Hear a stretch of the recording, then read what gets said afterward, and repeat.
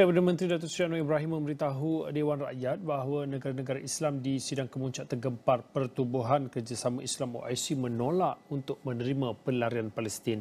Menurut beliau, terdapat cadangan agar negara jiran seperti Jordan dan Mesir untuk mengambil pelarian Palestin yang tidak dipersetujui oleh semua negara OIC.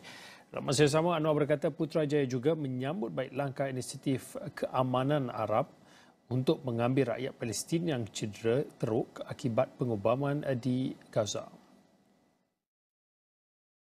Kami ini hanya memberikan ruang kepada Israel untuk terus menceroboh dan menakluki Gaza.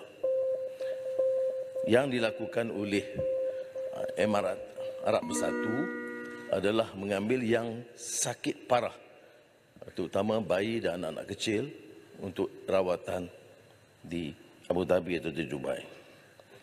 Selain dari itu, kerana ini melibatkan negara Arab jiran, maka kita bersetuju supaya negara jiran itu mengambil tindakan ke depan, ya, apa yang dinamai sebagai Arab Peace Initiative, inisiatif keamanan Arab.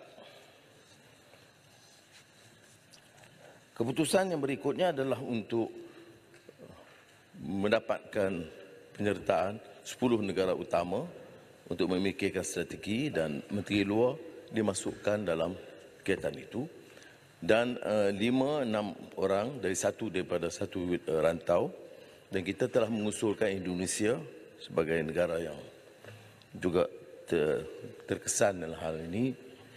Dan terakhir ialah serangan ke atas hospital milik Indonesia, dan Indonesia mengambil sikap yang keras membantah, dan kita turut mengeluarkan kenyataan membantah.